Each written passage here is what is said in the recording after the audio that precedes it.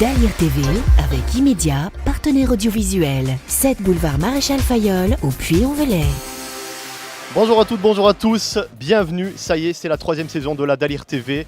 Nouvelle saison, nouvelle recrue. Bonsoir Olivia Loret. Bonsoir Stéphane, bonsoir à tous. Bienvenue dans toute l'équipe de la Dalir TV, Olivia. Alors il faut le dire, on est quand même gentil pour votre bisutage Olivia, puisqu'on est de plein pied dans votre sport de prédilection qui est le handball. Il y a un événement aujourd'hui au Palais des Sports, c'est ce quart de finale de Coupe de la Ligue de handball féminine entre ici Paris et Toulon. Un événement dans lequel le Dalir est pleinement impliqué. Alors Olivia, expliquez-nous d'abord quel est cet événement Coupe de la Ligue handball. De quoi s'agit-il ? Eh bien c'est simple Stéphane, la Coupe de la Ligue c'est le premier trophée remis en 2015, le premier trophée remis dans cette fin de saison. En fait la Coupe de la Ligue c'est l'accès direct à la Coupe d'Europe puisque celui qui remporte cette Coupe de la Ligue, donc entre les 8 équipes qui s'affrontent jusqu'à dimanche, remportera sa place pour la Coupe d'Europe. Donc là il y a la crème du handball féminin, on peut le dire, avec tout à fait, la crème de la crème. Des joueuses de très haut niveau, dont Olivia, 2 championnes d'Europe récentes, 2 norvégiennes.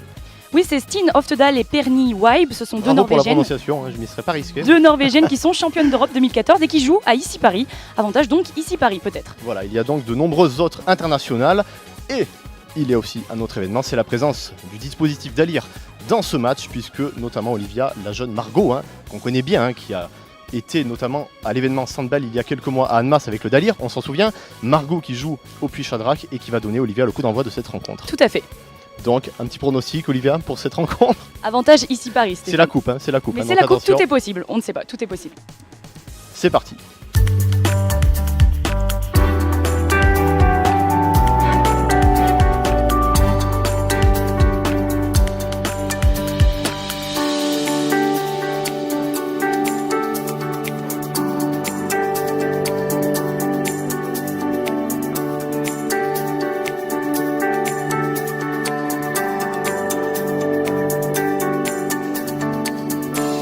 Voilà avec nous sur ce plateau Stéphane Depère, président du handball olympique le Puy-Chadrac. Stéphane Depère, bonsoir. Bonsoir. Hervé Gimbert, président du club de Saint-Germain-la-Prade, Blavozy. Oui, bonsoir. Voilà les 2 figures de proue du handball en Haute-Loire. Alors messieurs, déjà ce quart de finale, cette organisation du quart de finale de la Coupe de la Ligue de handball féminine ici en Haute-Loire au Puy-en-Velay sonne comme une belle récompense pour vos clubs, pour le département et pour le comité. C'est effectivement une belle récompense et ça prouve effectivement notre investissement au niveau du terrain depuis maintenant un bon nombre d'années. Et la Ligue a gentiment voulu nous donner cette organisation et on tient à les remercier parce que ça met vraiment en avant le handball dans sa globalité. Après la victoire de l'équipe de France, ça fait une belle continuité. Et ça conforte aussi finalement le travail que vous faites en commun maintenant depuis pas mal de temps. C'est peut-être grâce à ça aussi que la Haute-Loire a pu bénéficier de ce match, Hervé Gimbert. Une organisation d'un match comme ça, un seul club ne peut pas le faire tout seul, puisque effectivement ça demande énormément de monde et énormément d'investissement. C'est sur des événements comme ça qu'on doit voir qu'il y a de la synergie entre les 2 clubs. Alors l'intégration des personnes en situation de handicap, donc via le Dalir, est au cœur aussi de cet événement. Stéphane Depère, au sein du Puy, il y a donc 2 jeunes filles intégrées. Est-ce que vous pouvez nous raconter un petit peu comment ça se passe maintenant ? Ça fait plusieurs années que c'est le cas, que Margot et Caroline foulent régulièrement donc, les terrains du Puy-Chadrac. Oui, absolument. Alors pour Margot, c'est sa première année, elle a commencé juste au mois de septembre. Mais pour Caroline, effectivement, ça va faire 5, 6, 7 ans, je ne sais même plus combien de nombre d'années, donc ça fait effectivement un certain nombre d'années. Elle fait partie maintenant des cadres du club. Elle fait partie des cadres du club et puis elle est totalement intégrée donc, dans l'équipe Trimousse. On rappelle, le Trimousse, c'est un jeu de handball donc, sans contact, avec un ballon en mousse, donc est totalement adapté aux personnes en situation de handicap qui veulent venir jouer. Donc Caroline sur... Il faut dire les choses comme elles sont, sur des problèmes de motricité ou des choses comme ça, et Margot sur une surdité, mais voilà, elles sont totalement intégrées, et en plus le groupe est vraiment hyper sympa et les accueille à bras ouverts.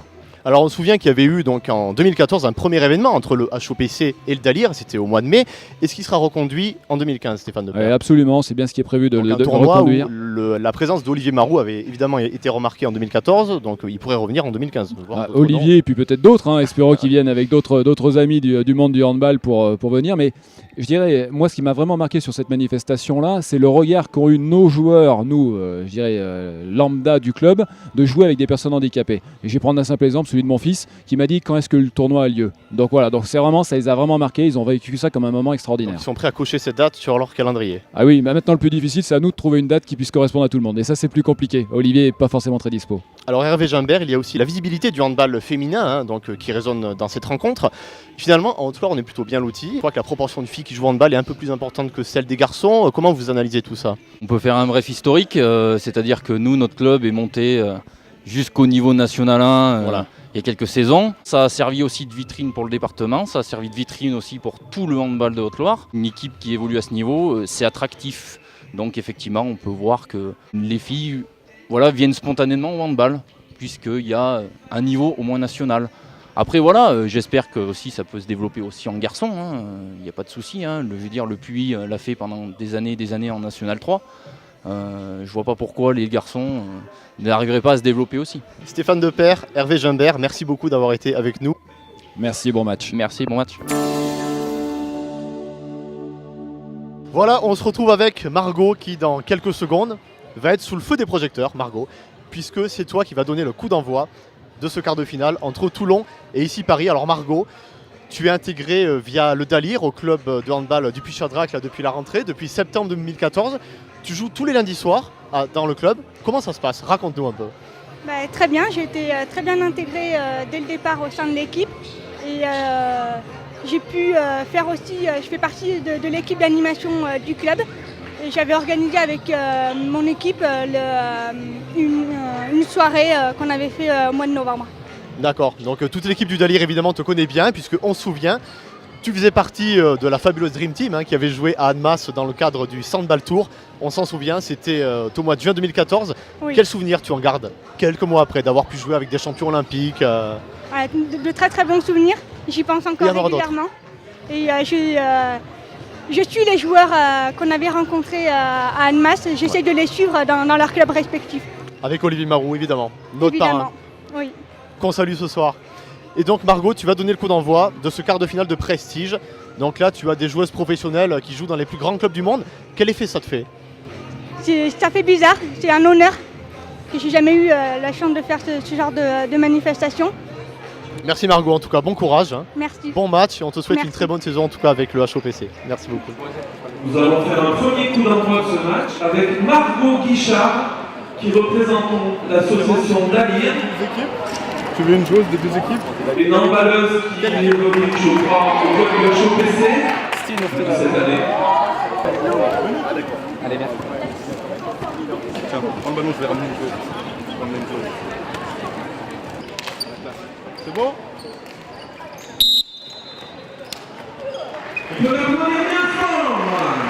Je vous propose tout de suite de voir quelques images de ce choc entre Paris et Toulon.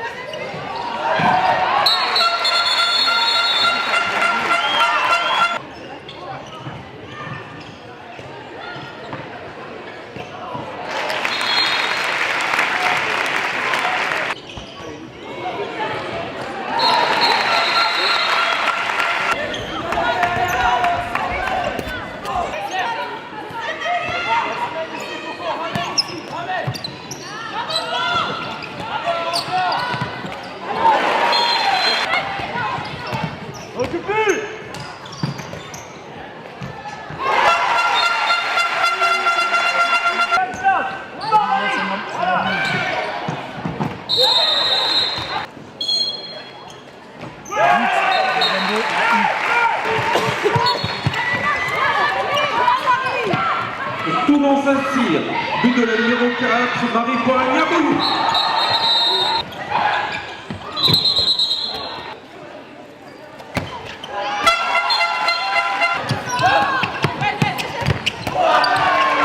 Armelle Tinguet, on vous a vu sauter, on vous a vu folle de joie sur le banc.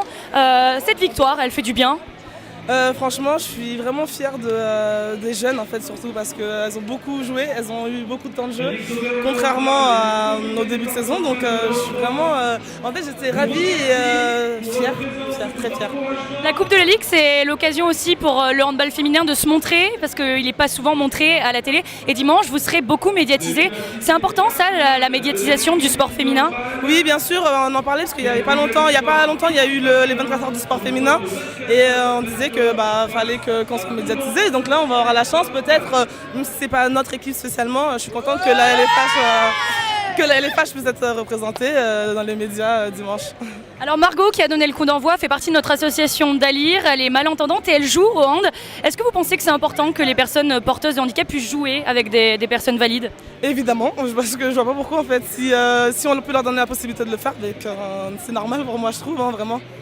Alors je suis avec Lorraine Catani, la numéro 19 de Toulon, qui a été élue coup de cœur du match. Bonjour Lorraine.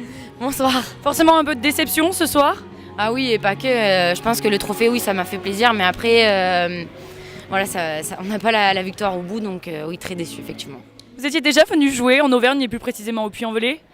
Oui, j'ai fait mes finales UNSS au collège ici.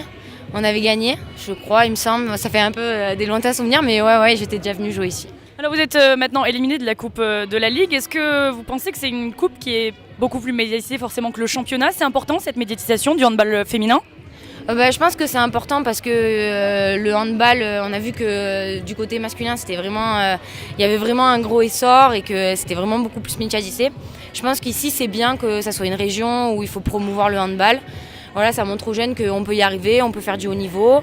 Il y a du spectacle, il y a de la combativité, il y a plein de valeurs derrière le handball. Je pense qu'il faut mettre en avant. Et je trouve que c'est bien que ça soit fait dans d'autres départements où il n'y a pas forcément d'équipe de haut niveau et que les enfants, les jeunes, même les parents qui puissent voir pour mettre leurs enfants au hand. Donc c'est vraiment une bonne idée.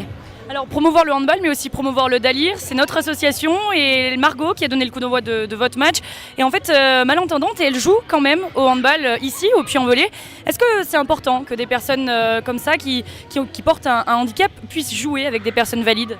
Bah oui, je pense que ça fait partie des valeurs du sport, la solidarité et en plus pour des gens qui sont pas valides, je pense que ça montre vraiment que le sport c'est un peu l'école de la vie quoi. Je pense qu'on peut à travers le sport vraiment essayer de combler ce qu'on n'a pas dans la société, l'entraide vis-à-vis des personnes qui sont handicapées.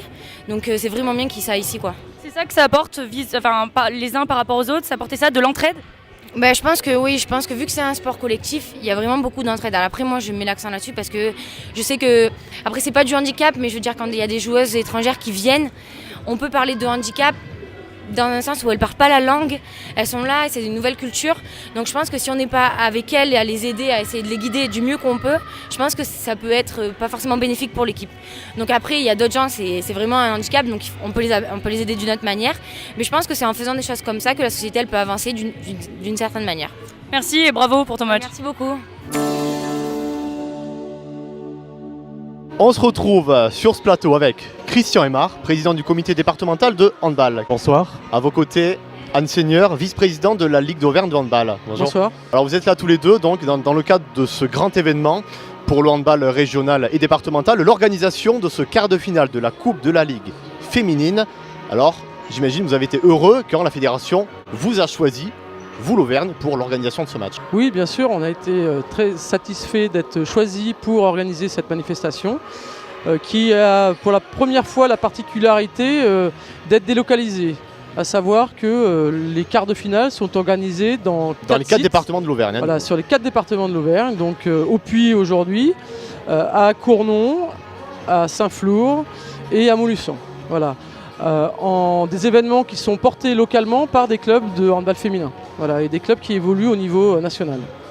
Donc voilà. Ça c'est une belle vitrine aussi pour la féminisation du handball, parce que bon, on sait qu'évidemment les hommes marchent très fort, le handball marche aussi très bien chez les femmes, mais il y a peut-être aussi encore ce petit décalage entre le handball masculin et féminin. Qu'est-ce que vous en pensez ça, Anne Alors Seigneur? il y a un décalage en termes de résultats pour les équipes de France effectivement, mais l'équipe de France féminine obtient des résultats très honorables également. Au niveau du nombre de licenciés, au niveau national, l'écart est encore important entre effectivement le nombre de licenciés féminines et le nombre de licenciés masculins, ce qui n'est pas le cas en Auvergne et encore moins le cas dans la Haute-Loire.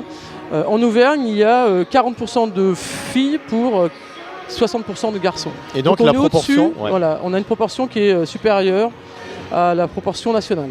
Et la proportion donc de pratiquantes féminines, Christian Aymar dans le département, est légèrement supérieure à celle des hommes. En effet, en Haute-Loire, la proportion de licenciés est plus importante que de licenciés féminins que de licenciés masculins, puisque nous avons 57% de pratiquantes de handball, effectivement, sur la Haute-Loire. D'accord. Alors, il y a aussi la mise en avant du dispositif Dalir. Donc, Christian Aymar, est-ce que les personnes en situation de handicap peuvent jouer avec les valides au handball? Oui, bien sûr, je pense qu'il y a un côté social, d'intégration, de réhabilitation, et je pense que tout le monde, n'importe quelle personne a le droit à une pratique sportive, à une pratique artistique, culturelle, que ce soit surtout dans un milieu ordinaire. Par exemple, sur la Haute-Loire, il y a un championnat de hand loisirs, donc il n'y a pas de classement. C'est juste du plaisir, le fait de se retrouver ensemble, de partager un moment sportif, mais sans esprit de compétition. Et c'est quelque chose qui est amené à se développer dans toute la région. Un senior, ça c'est quelque chose que vous allez soutenir en tout cas. Oui, tout à fait. Et je pense qu'effectivement, les clubs de handball sont prêts à accueillir dans leurs entraînements, dans leurs pratiques de compétition aussi, hein, sans doute plutôt dans une pratique de loisirs, des jeunes garçons et des jeunes filles en situation de handicap. Voilà. Dans un cadre de partage, de vivre ensemble. Je pense que c'est très important aujourd'hui. Christian Aymar, Anne Senior, merci beaucoup d'avoir été avec nous. Je vous propose tout de suite de retrouver Olivia qui est allée à votre rencontre, du coup, pour vous demander un petit peu ce que vous pensez de l'intégration par le sport. C'est parti. Monsieur, est-ce que pour vous, les personnes porteuses de handicap peuvent s'intégrer par le sport et jouer avec des personnes valides ? Ben oui, tout à fait. Alors c'est un peu délicat. Enfin, je suis infirmier, je bosse auprès d'enfants déjà en pédopsie, donc c'est vrai que à travers le sport, on s'aperçoit qu'ils arrivent à prendre confiance en eux, et puis les autres, du coup, une autre relation aussi avec eux. Et qu'est-ce que mutuellement ces personnes-là peuvent s'apporter ? Je pense surtout au niveau de la confiance, et puis le respect, un partage de bons moments à travers le sport. C'est pas parce que des gens ils portent un handicap qu'ils n'auraient pas le droit de jouer. Et puis pour les gens qui sont valides, ça peut apporter une expérience de jouer avec des gens qui sont invalides. Donc ouais, je trouve que c'est normal. Est-ce que pour vous, les personnes qui portent un handicap peuvent jouer au sport, au hand, au sport, avec des personnes valides ? Alors oui, je pense que tout le monde a le droit de jouer, qu'on soit valide, invalide, quel que soit le handicap. Et c'est vrai que c'est important, je crois que ce soir d'ailleurs, il va y avoir un coup d'envoi par une petite jeune de par votre association. Donc c'est vrai que c'est très important. Et c'est très bien de pouvoir intégrer tout le monde dans toutes les équipes. Qu'est-ce qu'elles s'apportent, ces personnes, entre elles, dans un groupe ? De la bonne humeur, il n'y a pas uniquement les qualités physiques, je pense qu'il faut aussi regarder le côté humain et justement de pouvoir associer toutes les personnes, quelles qu'elles soient, voilà, c'est le plus important. Est-ce que vous pensez qu'on en parle assez de cette intégration par le sport ? Non, à mon avis, il manque encore beaucoup de médiatisation autour de ça, et c'est très bien que votre association puisse aussi faire connaître et en parler. Merci. Laurent Wauquiez est avec nous, député maire du Puy-en-Velay. Laurent Wauquiez, bonsoir. Bonsoir. Laurent Wauquiez, c'est un grand honneur évidemment pour la ville du Puy-en-Velay d'accueillir ce match de prestige entre deux équipes féminines de très haut niveau. Ouais, enfin pour nous c'est vraiment un événement fédérateur. Enfin, je crois que tout le monde le voit. Il y a énormément de publics qui se sont déplacés. Je trouve que c'est une très belle démarche de la part de la Ligue de hand. D'habitude, ils ont tendance à jouer leurs matchs entre eux. Et là, voilà une ligue de sport qui dit bah non, je me pose sur une région. Ça motive les jeunes, ça rassemble tout le monde. Et du coup, comme c'est un événement fédérateur, c'est bien aussi que ce soit avec le DALIR et avec les personnes handicapées. Justement, Margot, qui a donné le coup d'envoi, fait partie de notre association DALIR. Est-ce que pour vous, c'est important que des personnes qui portent un handicap puissent jouer avec des personnes valides ? Pour moi, ce qui est important, c'est que le handicap soit dans la vie de la ville au quotidien. C'est un événement qui rassemble tout le monde. Les personnes handicapées doivent pouvoir venir dans le sport, et c'est tout l'objet du DALIR. Les personnes handicapées doivent pouvoir pratiquer le sport avec tout le monde. Et je crois que c'est cette idée basique. Le handicap, c'est pas à part. C'est pas un ghetto. C'est avec nous, dans notre vie de tous les jours, pour les événements sympas comme pour les autres. Et c'est aussi la preuve que finalement, via le handball, on peut réussir tous ensemble. Les valides, les personnes en situation de handicap, c'est la preuve aussi tout au long de l'année au HOPC. Oui, je trouve surtout que le sport véhicule des belles valeurs. C'est des valeurs d'effort, c'est des valeurs de dépassement de soi, mais c'est aussi des valeurs de solidarité. Et pour moi, c'est les mêmes valeurs qui sont celles du handicap. C'est des valeurs d'effort, de surmonter une épreuve, mais de le faire ensemble. Et je suis très attaché à ça, et j'aime bien que la Haute-Loire montre l'exemple. Et pour la féminisation du sport et aussi du handball, c'est aussi un beau symbole ce match au Puy-en-Velay. Bah, vous allez voir les joueuses, tout le monde est convaincu. Hein. Parce que la Haute-Loire et l'Auvergne, plus généralement, c'est pas un territoire où le sport, et notamment le handball, est très professionnalisé. Non, c'est vrai, mais c'est un territoire où on a des très beaux clubs de sport et surtout on a des territoires avec des vraies valeurs. Et ça, c'est quelque chose que j'aime. Et puis un petit mot peut-être aussi pour le hand. C'est un très beau sport pour ceux qui le voient, de très haut niveau, des règles sophistiquées, mais en même temps des joueuses qui ont énormément de pêche. Ce système du hand où il faut traverser la défense, à méditer pour la politique. Merci Laurent Wauquiez. Merci beaucoup. Au revoir.